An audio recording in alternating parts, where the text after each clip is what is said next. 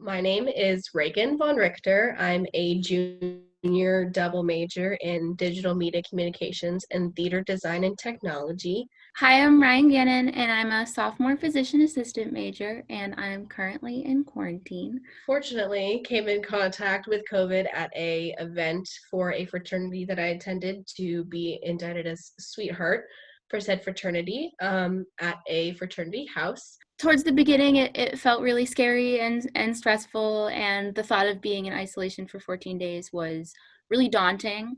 My my immediate first thought was that I was terrified that I might have COVID. I didn't want to be responsible for, spreading it to other people, to my friends, to the people I really cared about. So I was immediately very terrified and had no idea what to do. I was really afraid. I was like, I didn't really know what the reality of the situation was. I personally come from a family that has, I have an immunocompromised parent. So this has been a particularly stressful time on my family because my dad is a transplant recipient. It kind of hit me that I would be alone for a while. And, I broke down. I was very emotional with my roommates. And it was really hard to imagine myself being like such a social person alone for a really long time. And it was very scary to think that I would be alone with my own thoughts for 14 days.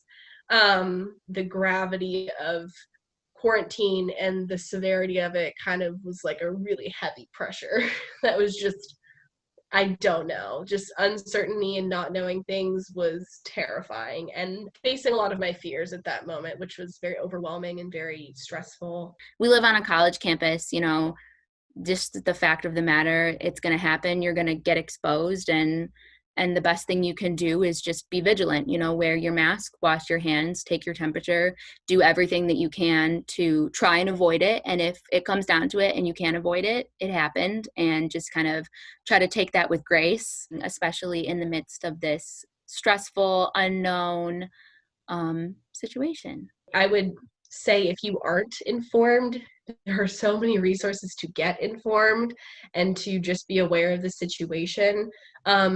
And I would just, if I were going to tell my peers anything, should just be smart. It sounds so vague, but you make smart decisions. If we're in the middle of a pandemic, don't go out to a party or don't go in close contact with 20 people. Don't go into a big building not wearing a mask and not being socially distant. I feel like the guidelines that we've been given are very easy to follow and very manageable.